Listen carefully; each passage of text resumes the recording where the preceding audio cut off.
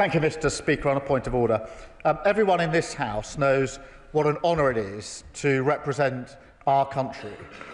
But for most of us, that appreciation comes from the rather sedentary position on these benches, not from the international running track, where Lord Campbell of Pittenweem first represented Great Britain at the Olympic Games in Tokyo in 1964. He remained quick on his feet, Mr. Speaker, as a barrister before becoming an MP, where I'm told he made the most of his talents by sprinting door to door whilst canvassing. Ultimately, of course, he became a respected voice on foreign and defence affairs, becoming leader of the Liberal Democrats. This was despite many overtures from one of my predecessors, his old Glasgow University friend, John Smith, to join the Labour Party as a young man. No, Ming, as many came to know him, was determined and he knew his own mind. And he was authoritative on the subjects that he was passionate about.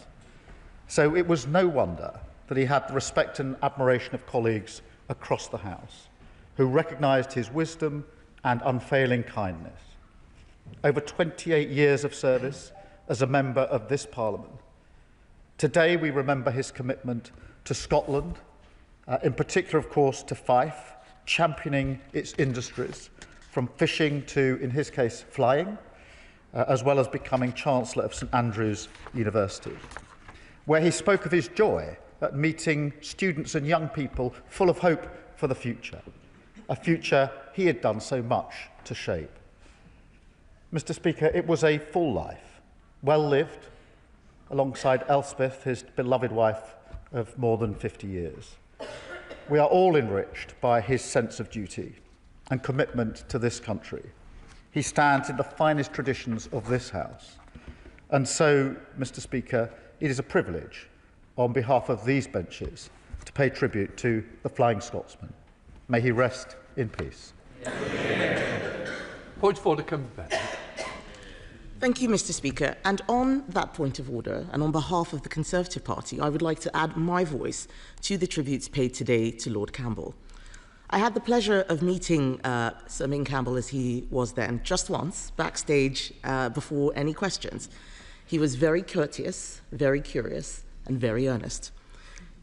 We all know how well respected he was across this House, not least because of the efforts he made to work cross-party, especially on international matters.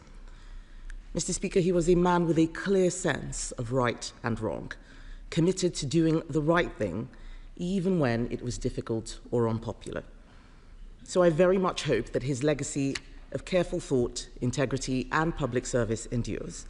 And on behalf of myself and my party, I extend heartfelt condolences to Sir Ming's family, to his party, and to all those who knew him and loved him. Point of order, John MacDonald.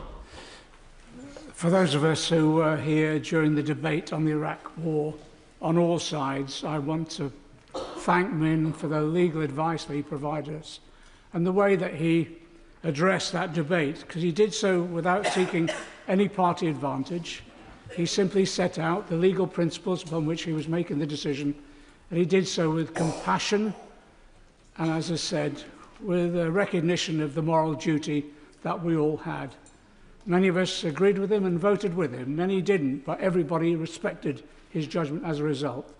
I believe he was a model MP, always speaking and voting on the basis of his conscience and the interests of his constituency and the country overall. He'll be greatly missed, but I think his lesson will remain with many of us throughout our own parliamentary careers. Point of order, Father of the House, Redwood Lee. As a Conservative, I also want to join our Liberal friends in paying tribute to such a gallant and charming gentleman. Probably his least successful period in this House was as leader of his party. Perhaps he was just too nice. Perhaps he could see both sides of the question. But what a great man and what a great foreign affairs spokesman. And I want to follow the honourable gentleman who's just spoken, because that whole episode of the Iraq War was so difficult for us in this House, and particularly those of us who broke with our party to oppose the Iraq War. And he gave us the leadership. He gave us that rigour, and he's been proved right on that. Of course, there are no prizes for being proved right, but history will prove him right. Point of order, Wendy Chamberlain.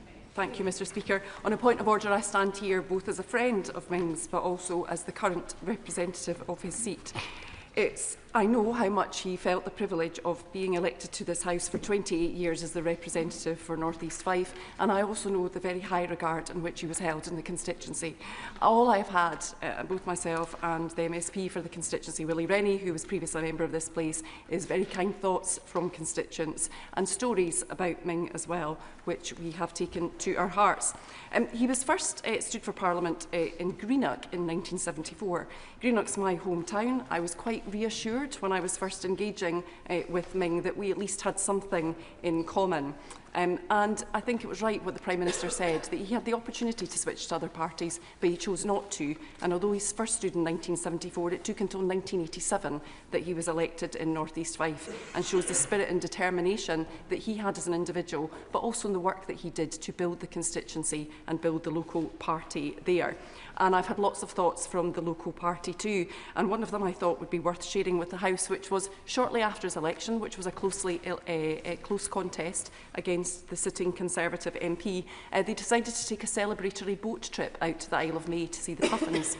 Unfortunately, the boat broke down on the way. Ming and Elspeth kept everybody calm, and it was interesting that even people who didn't vote for him came out and rescued the boat, and that was the respect in which he was held. Now, in his tributes to Ming, Willie Rennie, my constituency colleague, said that Ming had had 3 careers, in politics, in law and obviously in sport. He was a Parliamentarian, he was a KC, he was an Olympian, he was a Companion of Honour. If any of us can aspire to the great heights that Ming reached, it is worth aspiring to. And the Prime Minister also mentioned his Chancellorship of the University of St Andrews, which he held for 19 years. And I know that the university are very sad at his loss and passing. And indeed, the Right Honourable Member for Kingston and Surbiton and I visited the university last week to meet with them and to discuss Ming. I'll finish with just some personal memories. He was a great support to me, but I do remember when I was running for this election in 2018, there was a constituency lunch in North East Fife, and one of the members who was supportive of my candidacy made sure that I was sat at the same table as Elspeth, because I was assured if I could get Elspeth on site, Ming would surely follow. But since I was elected, we would meet every so often, every month in the Pugin room. We would have a cup of tea, we'd have a scone, and he'd tell me all the things that I needed to be doing. And although the Secretary of State for Defence is not here, he would always ask me, right up until the last time I saw him, about lookers and about what the Strategic Defence Review meant and how important defence was for him and the constituency. There's no doubt that the loss of Elspeth was devastating, and he was never quite the same since. I think everybody would accept that when you saw him here. But really, up until those last weeks, he, although very frail, was absolutely still there, and we had many great conversations. I saw him just the week before he died, and it did feel like a goodbye conversation. I know that he will be much missed across this House, and I'm very grateful to all the tributes that have been paid to him. Thank you. Point of order, Sir Alex. Thank you, Mr Speaker, and for that point of order, may I start by saying that Ming Campbell was a good friend of mine.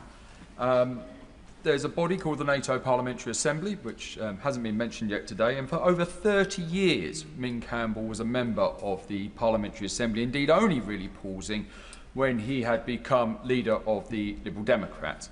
And when I joined that body in 2015, it becomes apparent almost immediately of the respect that Ming Campbell was held with across the entire alliance, indeed with so many partner countries almost across the world. It didn't matter if we were meeting presidents, prime ministers or even royal families.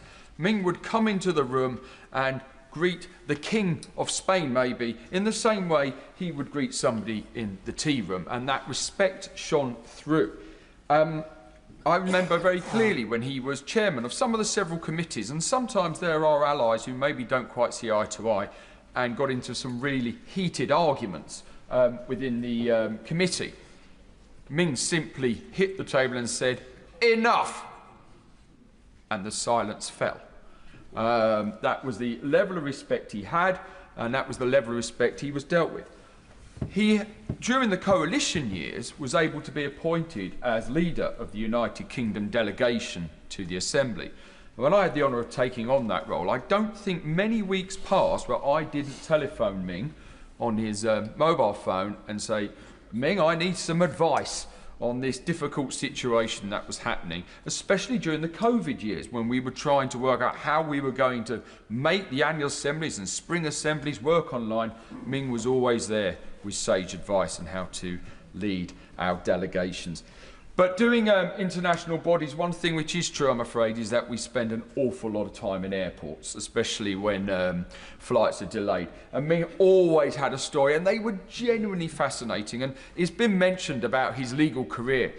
And one particular story I like, because it showed his quick wit. He's able to move swiftly on his feet, which I understand for a QC as he was quite important.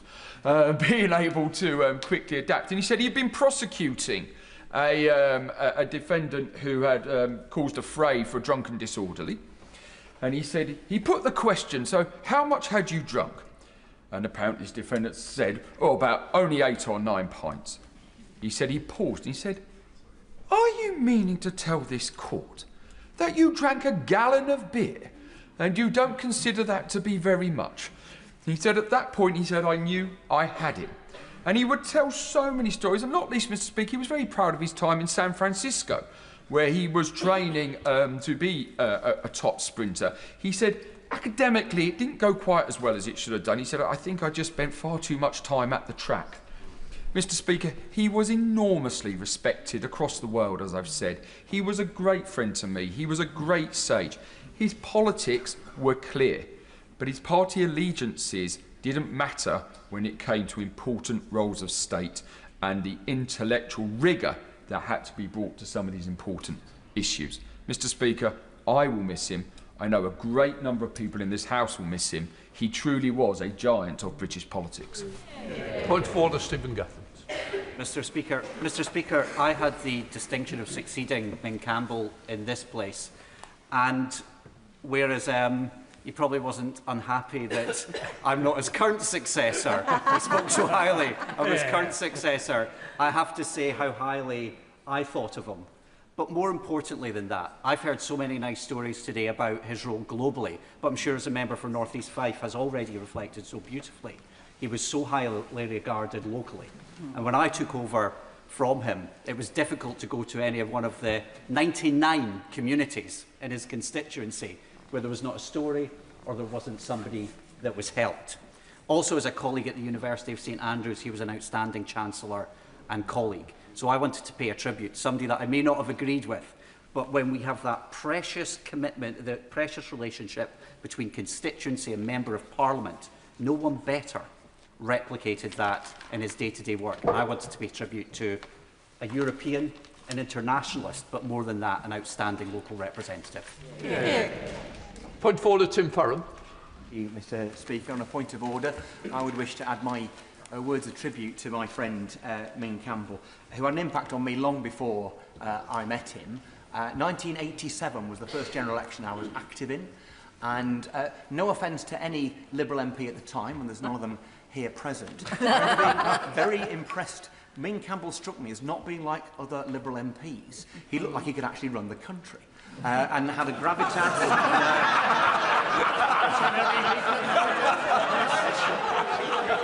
That's how it struck me. This is a man. I'm pretty sure that's what I said to my mother in the early hours of whatever it was. You'll know what it was. On the 12th of June, I think, 1987, when he gained North East Fife from the Conservatives, you look the real deal. You look incredibly competent. And of course, in the years that followed, he demonstrated that. We've talked about the Iraq War.